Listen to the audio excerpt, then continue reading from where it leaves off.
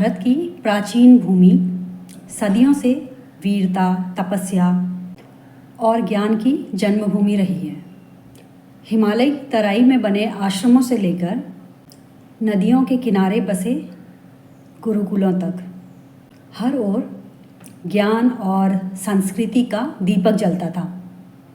इन्हीं गुरुकुलों में एक प्रसिद्ध आश्रम था जहाँ आचार्य वरुण देव अपने शिष्यों को केवल शास्त्र और शस्त्र की शिक्षा ही नहीं देते थे, बल्कि जीवन जीने का सही मार्ग भी दिखाते थे।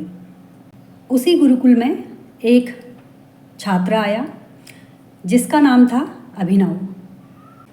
अभिनव का शरीर कमज़ोर था, चेहरा सरल और मासूम। जब वह अन्य विद्यार्थियों के साथ अभ्यास करता तो वो हमेशा पीछे रह जाता था। धनुष की डोरी खींचने में उसके हाथ कांपते, कुश्ती के दांव पेच में वो धराशायी हो जाता। उसकी चाल धीमी और आत्मविश्वास डगमगाता रहता। गुरुकुल के अन्य विद्यार्थी उसका मजाक उड़ाते और उसे बोलते कि देखो, ये तो तिनके जैसा है, अभी हवा चलेगी तो ये उड़ जाएगा, इससे युद्ध क्या होगा, ये तो बैल के सामने खड़ा भी नहीं हो सकता। यह बातें अभिनव के दिल में चुभती थी और वो अक्सर सोचता, शायद मैं किसी काम का नहीं हूँ। भगवान ने मुझे कमज़ोर बनाया है तो उसमें मैं क्या कर सकता हूँ। लेकिन नियति ने उसके लिए कुछ और ही सोच के रखा था। एक दिन की बात है, गुरुकुल के सभी विद्यार्थी धनुष्वाण का अभ्यास कर रहे थे। विशाल लकड़ी के निशान पर तीर चलाना था। सभी शिष्य अपने अपने तीर मार रहे थे। राजन, जो गुरुकुल का सबसे तेज़ विद्यार्थी था, उसने निशाने पर ठीक बीचों बीच तीर मारा। सबने उसकी प्रशंसा की। फिर बारी आई अभिनव की। उसने कांपते हाथों से धनुष उठाया और तीर चढ़ाया। जैसे ही उसने डोरी खींची, उसके हाथ कांप गए और तीर पास खड़े पेड़ से टकराकर नीचे गिर गया। तो इस पर सभी बाकी के बच्चे हंस पड़े और बोलने लगे कि देखो, ये है हमारा कमज़ोर अभिनव, इससे तो गिलहरी भी डरकर नहीं भागेगी। अभिनव का चेहरा झुक गया और उसकी आंखों में आंसू आ गए। वह सोचने लगा कि सचमुच हाँ, मैं सबके सामने बेकार हूँ। मुझे यहाँ क्यों रखा गया है। शाम को जब सब विद्यार्थी विश्राम कर रहे थे तो वो नदी के किनारे अकेला बैठा था। उसने चुपचाप से नदी में अपना चेहरा देखा और बुदबुदाया, हे ईश्वर, आपने मुझे ऐसा क्यों बनाया। अगर मैं दूसरों जैसा होता तो शायद लोग मेरा मजाक नहीं बनाते। तो जब वो नदी में अपना चेहरा देखकर बातें कर रहा था भगवान से, तो उसी समय आचार्य वरुण देव वहाँ पर आ पहुँचे। उन्होंने शांत स्वर में अभिनव से पूछा कि वत्स, तुम इतने उदास क्यों बैठे हो। अभिनव ने अपने आंसू पोंछते हुए आचार्य से कहा कि गुरुजी, मैं बाकियों जैसा नहीं हूँ, मैं कमज़ोर हूँ, मैं साधारण हूँ, मुझसे कभी भी कोई महान काम नहीं होगा। मुझे लगता है कि मैं जीवन में असफल ही रहूँगा। तो गुरुजी ने मुस्कुराते हुए उसका कंधा थपथपाया और बोले, वत्स, याद रखो, मनुष्य की पहचान उसके शरीर से नहीं होती, बल्कि उसके आत्मविश्वास से होती है। अगर तुम खुद पर विश्वास कर लो तो असंभव भी संभव में बदल जाएगा। फिर अभिनव ने पूछा, कि लेकिन गुरुजी, आत्मविश्वास आएगा कैसे? जब लोग रोज़ मेरा मजाक बनाते हैं तो मेरा आत्मविश्वास टूट जाता है। फिर गुरुजी बोले कि आत्मविश्वास बाहर से नहीं आता, ये भीतर से जन्म लेता है। जब तुम स्वयं से कहोगे कि मैं कर सकता हूँ, तभी दुनिया भी कहेगी कि तुम कर सकते हो। फिर गुरुजी ने उसे एक बीज दिया और उसको बोला कि इसको रोप दो और हर दिन इसे देखकर याद रखना, जैसे ये छोटा बीज एक दिन बड़ा वृक्ष बनेगा, वैसे ही तुम्हारा आत्मविश्वास भी समय के साथ बढ़ेगा। ये वचन अभिनव के दिल में उतर गए। कुछ दिनों बाद राजा का दूत गुरुकुल में पहुंचा।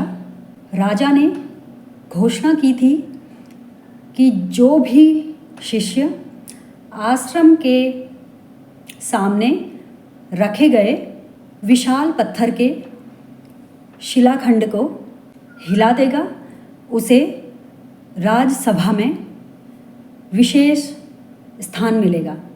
तो ये सुनकर सभी शिष्य उत्साहित हो गए। तो सबसे पहले गुरुकुल का जो सबसे होनहार शिष्य था, राजन, वो आगे आया और उसने अपनी पूरी ताकत लगा दी, लेकिन वो शिलाखंड को हिला नहीं पाया। फिर एक एक करके गुरुकुल के बाकी के सभी विद्यार्थियों ने भी कोशिश किया, लेकिन कोई भी सफल नहीं हो सका।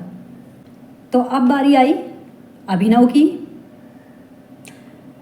वो लास्ट में गया और ये सब देख के वो पीछे हटने ही वाला था, तो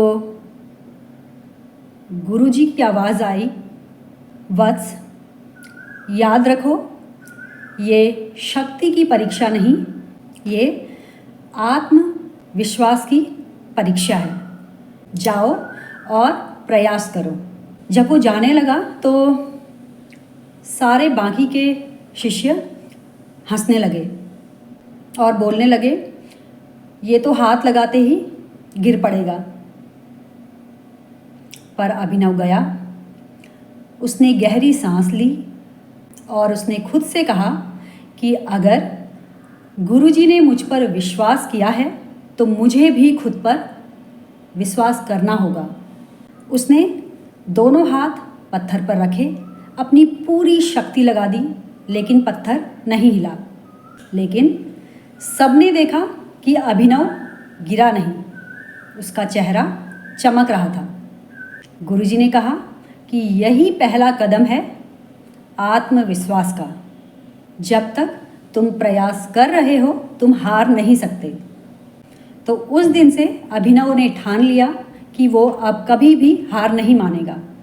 वह रोज़ सूर्योदय से पहले उठकर अभ्यास करता, धनुष और बाण का अभ्यास करता, अपने शरीर को मजबूत बनाने के लिए लकड़ी के गट्ठर को उठाता और हर रात ध्यान लगाकर खुद से कहता कि मैं कर सकता हूँ। शुरुआत में वो थक जाता, वो गिर जाता, लेकिन धीरे धीरे उसका मनोबल बढ़ने लगा। एक बार जब वो दौड़ लगा रहा था तो वो गिर पड़ा, तो बाकी के शिष्यों ने उसका मजाक उड़ाते हुए कहा कि देखा, ये कभी भी सफल नहीं हो सकता। लेकिन अभिनव खड़ा हुआ और उसने सबको बोला कि हाँ, मैं गिरा हूँ, लेकिन हार नहीं मानी।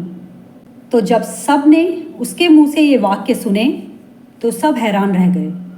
अब उनमें से कुछ और शिष्य भी प्रेरित होने लगे। गुरुजी अक्सर उससे बोलते कि अभिनव, तुम्हारा शरीर शायद अभी कमज़ोर हो, लेकिन तुम्हारा आत्मविश्वास पर्वत से भी ऊंचा हो रहा है। कुछ वर्षों बाद पड़ोसी राज्यों ने आक्रमण कर दिया। राजा ने घोषणा कर दी कि गुरुकुल के श्रेष्ठ शिष्य भी युद्ध में भाग लेंगे। सभी शिष्य युद्धभूमि में पहुँचे तो वहाँ पर एक विशाल समस्या खड़ी हो गई। दुश्मनों ने युद्ध के रास्ते पर एक विशाल हाथी छोड़ दिया था। वह गरजता, सूंड को लहराता और मार्ग को रोक लेता। कोई भी योद्धा उसके सामने जाने की हिम्मत नहीं कर पा रहा था। तो सभी डर गए। तो राजन बोला कि ये तो असंभव है, इसको रोकना मौत को गले लगाने जैसा है। तभी गुरुजी की आवाज़ आई कि जिसके पास आत्मविश्वास है वही आगे बढ़े। तो सबकी निगाहें अभिनव पर टिक गई। अभिनव के मन में थोड़ा सा डर आया। फिर उसने याद किया कि गुरुजी ने कहा था कि आत्मविश्वास ही सबसे बड़ी शक्ति है। फिर उसने भाला उठाया और आगे बढ़ा। सब लोग उसकी तरफ आश्चर्य से देख रहे थे।